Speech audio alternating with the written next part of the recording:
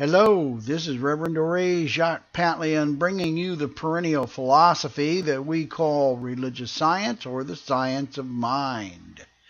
Today, Pollyanna doesn't live here. You know, many people of my casual acquaintance firmly believe that the science of mind, also known as religious science, is basically positive thinking. Well, it is, but it is so much more. Just thinking happy thoughts is certainly better than going around with a storm cloud perpetually over your head. It sure will make you liked better, more. But these happy thoughts won't do much to change your life. To create the reality that your heart and spirit desires, you must first create a mental picture of your heart's desire that's so real to you that you can smell it, taste it, feel it, and move into it in your mind. My wife, Susan, is an expert at this. She has a house that she found on the Manatee River that was just built. It's still available. And she is so in love with that house that that's where she's living in her mind. I can't get her to live in the house we're in now. She just comes in and sleeps here. Her mind is over there. And that's what we mean by moving into your desires. Live with them. Make them real to you. We call these pictures of your desires a mental equivalent because they are the mental equivalent of what you want. They're a mental picture that is made of the same substance and form as the real thing. Thoughts are things. They are real. They're not little pink clouds floating around. They are the building blocks of the universe. And it's in your mental oven, ready to be baked into form by you, that your thoughts are hardened using emotion and belief. In other words, your thoughts harden into reality when you believe them, you have emotion about them, and you take steps to create them. We're not magical thinkers. You have to go buy the house. But you will find your perfect house by having the picture of what that looks like in your head. Until you have that picture, you will not find that house. You still have to make the money and buy it. You know, we're not Pollyannas here. The universe does not operate according to the whims and will of a grand old man up in the sky. No, this universe, and perhaps many others, we're discovering that there are universes inside a universe. It's kind of like a Chinese box. That means there's probably somebody sitting right next to me in another universe doing what I'm doing, perhaps in a different way. But these universes operate by laws, both physical and spiritual, which are predictable, knowable, and scientific. This is the science in religious science. We don't believe that all creation came into being by random chance or the whim of an old man up in the sky. We believe that there is a God, a creator, a divine intelligence, a supreme architect that is the thinker behind everything created. We believe that this is an intelligent universe, not some random accident. We believe in law, laws that work every single time in exactly predictable ways. Now, if a law fails to produce the desired action or result, then it is the result of what my wife calls operator error, meaning that we did not operate the law properly when we spoke our word and did our creation work. We all know about physical laws such as gravity, thermodynamics, electricity, and hydraulics, but how many of us know that there are corresponding spiritual laws that govern the operation of thought and creation? There's many of them, but I think cause and effect could well be the mother law of the universe, because everything that exists is created by a cause, our thinking, basically, which then produces an effect, which is what we see as reality in our lives. We all know about effects. They're the details and facts of our lives, and we fiddle with them and rearrange them and worry about them and talk about them endlessly, but nothing ever seems to change. Our doctors treat symptoms, but seldom cure anything because they work only at the level of effect. Why do you think this is so? Because, dear friends, nothing can ever be cured, changed, or healed at the level of effect. when the captain ordered the deck chairs rearranged on the Titanic so that the passengers wouldn't notice that the ship was sinking, that was the ultimate example of fiddling with effects and expecting a cure.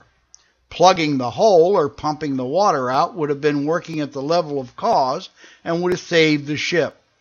How many of us rearrange the deck chairs of our lives and wonder why nothing changes? I've done this over and over until I learned that if the cause is not addressed, nothing really changes. That's the problem with positive thinking. It's really fiddling with the effects with happy talk and nice words. And like I say, as the Spanish say, más que nada, better than nothing. But it really does not address the underlying problems of your life, which are your core beliefs that lie deep within your subconscious. Your entire reality is controlled by your subconscious. That's one way where we in psychology agree. Your mind is like a great field of fertile ground. Each time you think, or speak, or act, you are planting a crop in that field. Your thoughts, words, and choices are the seeds of your life experience. Until you till the soil of your mind, turn over the soil so that it can breathe and rejuvenate, you cannot create anything new in your life. As Paul put it so well in Romans 10:2, be you transformed by the renewal of your mind. Jesus the Christ said you cannot put new wine in old wineskins. Your wineskins are your mind. How do we till the soil of our mind? Here are 3 simple steps that we'll talk more about in future posts.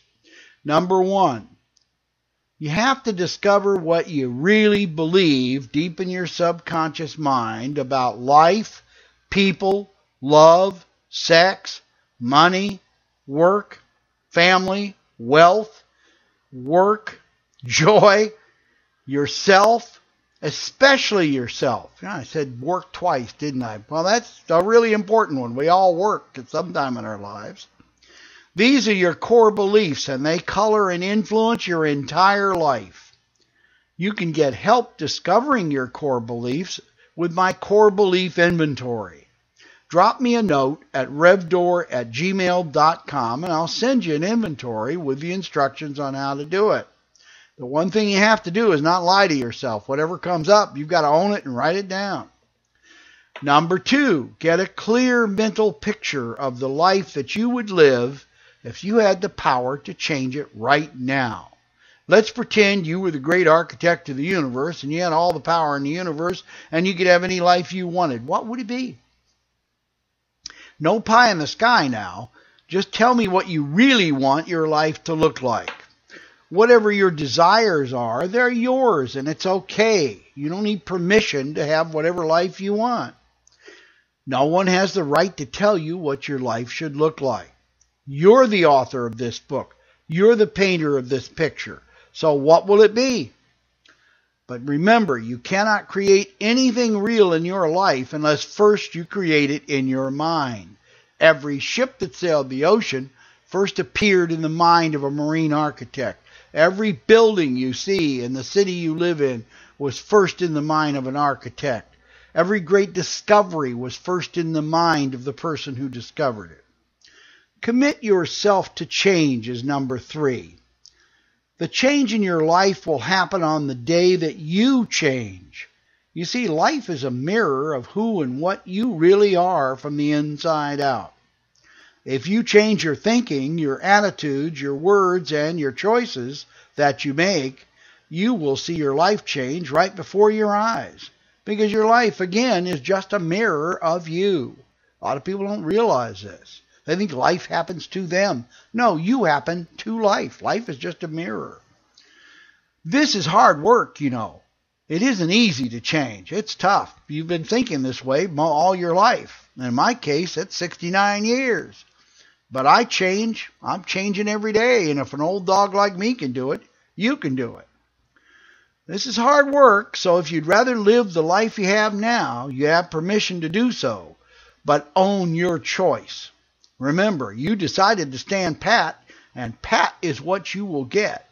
In other words, if you don't change, nothing's going to change in your life. This is only the beginning.